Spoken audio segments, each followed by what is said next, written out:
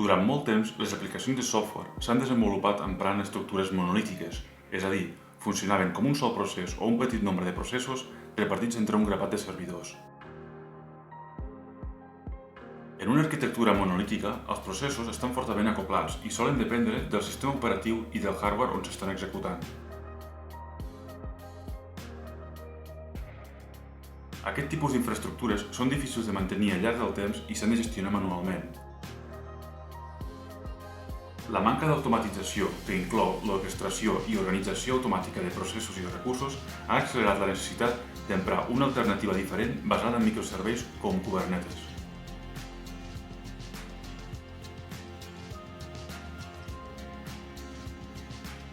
Abans d'endinsar-nos amb els detalls de Kubernetes, primer és important entendre bé dos conceptes clau: microserveis i contenidors de Docker. Ambdós en són els fonaments i t'ajudaran a entendre millor Kubernetes en els següents capítols d'aquest tutorial.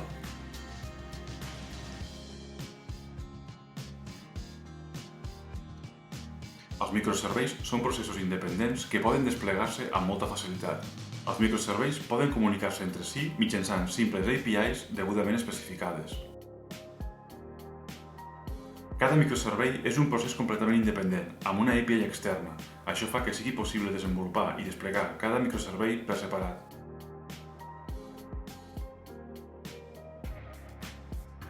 A la part esquerra de la pantalla he provat de representar una senzilla aplicació monolítica que executa l'estack LAMP. Tant el MySQL com l'Apache estan corrent en el mateix sistema operatiu i comparteixen les mateixes llibreries, dependències i hardware. Això vol dir que, per exemple, si en un moment donat el MySQL necessita disposar de tota la CPU disponible per executar una crida SQL, aleshores l'Apache pot quedar fora de servei durant uns instants. A la part dreta de la pantalla, tant el MySQL com l'Apache s'executen com a processos aïllats, amb les seves pròpies llibreries i un ús limitat de la CPU i de la memòria RAM.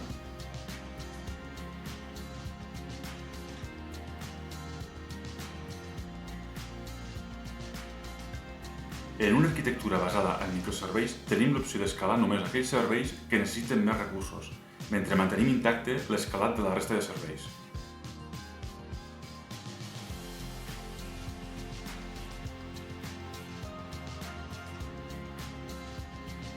Fragmentar una aplicació monolítica amb microserveis ens permet escalar horitzontalment aquelles parts que poden fer-ho i escalar verticalment aquelles parts que no.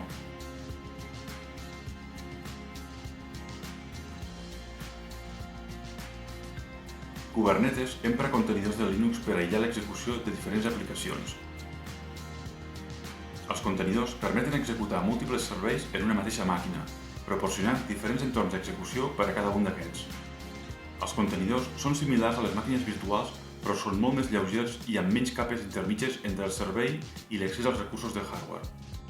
Un procés que s'executa dins d'un contenidor en realitat s'executa dins del sistema operatiu amfitrió, a diferència de les màquines virtuals on els processos s'executen en sistemes operatius emulats. En contra del que pugui semblar, el procés dins del contenidor corre aïllat de la resta de processos. Els contenidors realitzen totes les crides de sistema al kernel del sistema operatiu amfitrió i, per tant, aquest kernel és l'únic que executa les instruccions a la CPU.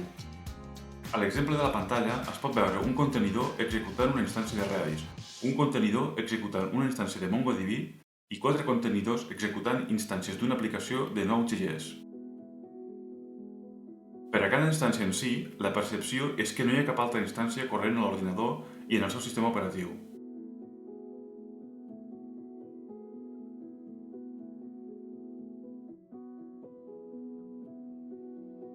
Per defecte, cada sistema Linux té inicialment un únic namespace.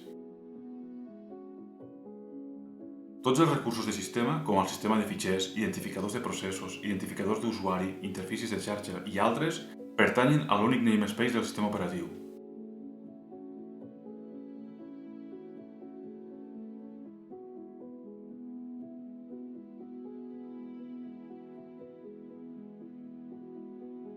Els contenidors poden recrear namespaces de Linux. Per tant, un procés corrent dins d'un contenidor només veurà els recursos que pertanyen als namespaces del contenidor.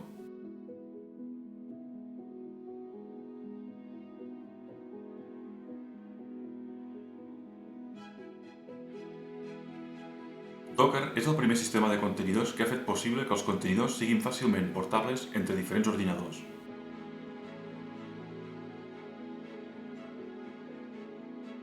Docker és una plataforma per empaquetar, distribuir i executar aplicacions. Et permet empaquetar la teva aplicació juntament amb el seu entorn al complet i, a més, fa possible que el paquet pugui ser transferit a un repositori central des d'on pot ser descarregat i executat en altres ordinadors que utilitzin Docker.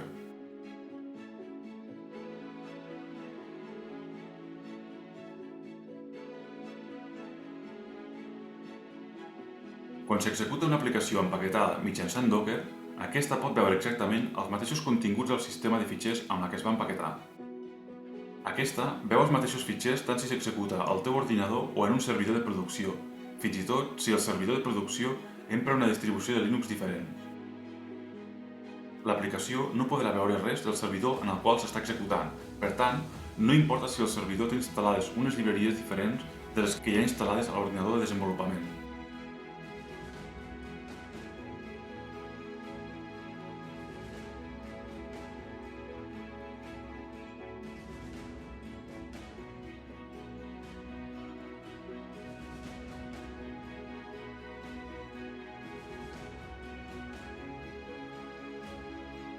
A l'exemple de la pantalla he provat de representar la idea de que pots executar una instància, per exemple, d'una aplicació de Node.js en diferents ordinadors amb diferents distribucions de Linux. En un servidor d'alt rendiment amb molts més recursos en termes de CPU i memòria, pots escalar horitzontalment la teva aplicació arrencant més contenidors que executin la teva aplicació.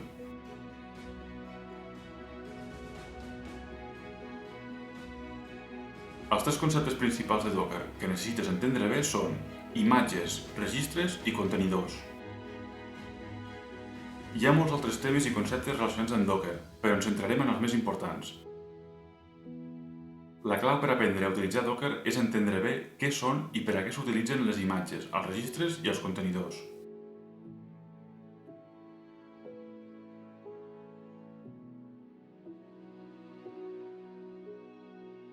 Un cop t'hagis familiaritzat amb aquests conceptes i les comandes bàsiques de Docker, aleshores estaràs preparat per començar a aprendre Kubernetes.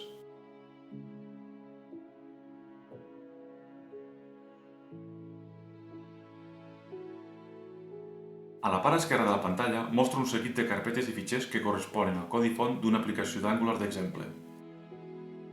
Per executar aquesta aplicació en un contenidor, primer cal crear una imatge que contingui tots els fitxers de l'aplicació i les dependències necessàries per a que aquesta aplicació pugui funcionar. Un fitxer anomenat Dockerfile és necessari per a crear la imatge.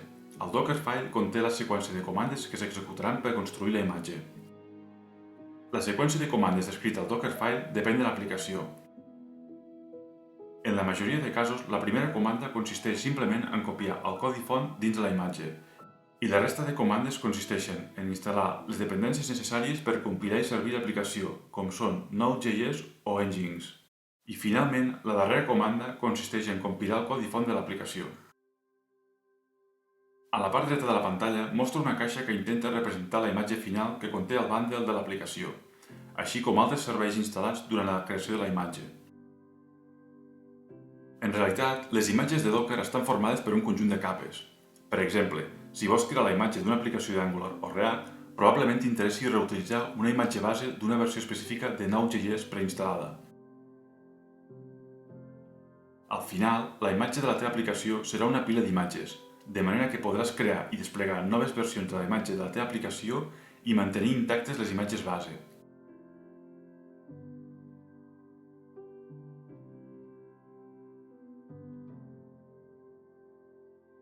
En aquest exemple, vull crear la imatge de la meva aplicació d'Angular a sobre d'una imatge de Node.js amb Debian. Tot el que necessito és tenir instal·lat Docker al meu ordinador, el codi font de l'aplicació i el Dockerfile amb les comandes per compilar l'aplicació i instal·lar el servidor d'Nginx. Durant la construcció de la imatge, després de descarregar totes les capes de la imatge base, Docker crearà una nova capa per sobre de totes i copiarà el codi font dins d'aquesta. Aleshores, compilarà l'aplicació d'Angular i instal·larà el servidor d'Nginx per servir l'aplicació un cop la imatge s'executi en un contenidor. Quan el procés de construcció s'hagi completat, tindràs una nova imatge emmagatzemada localment. En el següent capítol d'aquest tutorial explicaré en detall com utilitzar Docker per a construir i utilitzar imatges. Un registre de Docker és un repositori que emmagatzema imatges de Docker i permet que aquestes es puguin compartir amb altres desenvolupadors o ordinadors. Un cop construïda una imatge, aquesta es pot executar en el teu ordinador o també pots pujar-la a un registre i descarregar-la i executar-la en un altre ordinador.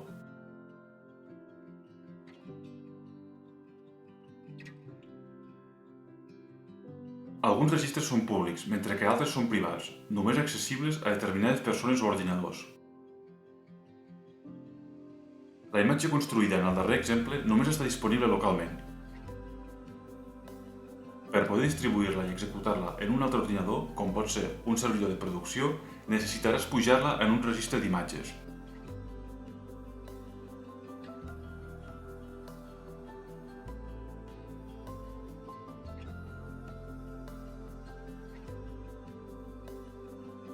Un cop la imatge estigui disponible a un registre, aleshores es pot descarregar des de qualsevol lloc. Un contenidor de Docker és un contenidor de Linux creat a partir d'una imatge de Docker. Un contenidor que està en execució no deixa de ser un procés que s'executa en una màquina real. Tanmateix, aquest procés està completament aïllat tant de la màquina com de la resta de processos que hi corren. Aquest procés té un accés limitat a la CPU i a la memòria RAM. Això significa que només pot accedir i utilitzar aquella quantitat de recursos que li hagin sigut assignats. A la part esquerra de la pantalla es pot veure la imatge de Docker de l'aplicació d'Angular que he emprat en exemples anteriors. Ara demanarem a Docker que creï un nou contenidor que executi aquesta imatge al nostre servidor de producció.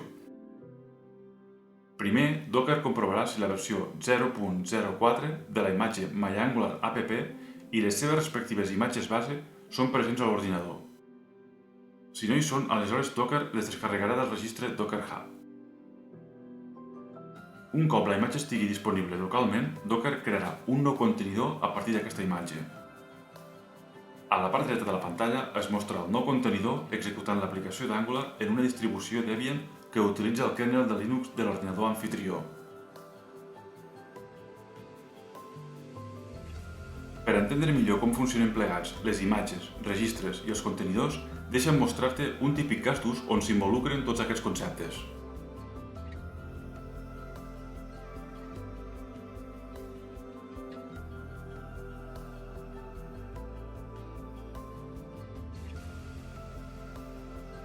En aquest exemple, un desenvolupador de software vol desplegar a producció una nova versió de l'aplicació en la qual està treballant.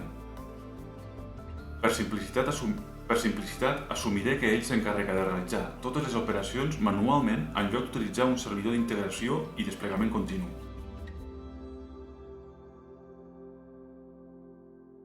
El desenvolupador primer construeix la imatge de l'aplicació a partir del codi font i el corresponent Dockerfile.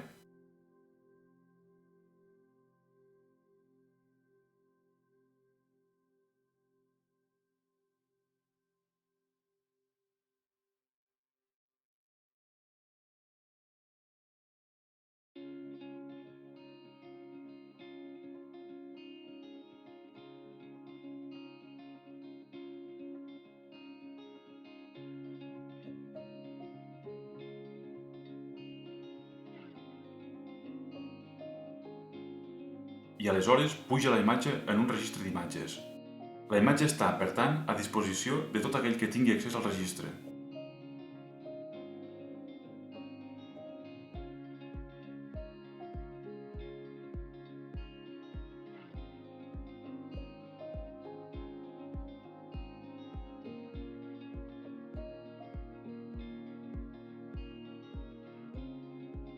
Després, el desenvolupador accedeix al servidor de producció i destrueix, si fa falta, l'actual contenidor que executa l'anterior versió de l'aplicació i ordena a Docker que arrenqui la nova versió.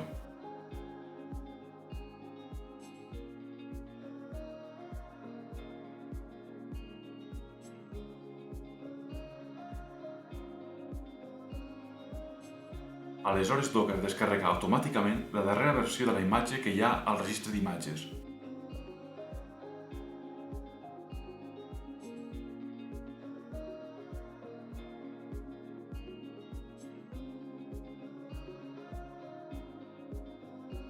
Finalment, Docker arrenca un nou contenidor que executa la imatge amb la nova versió de l'aplicació.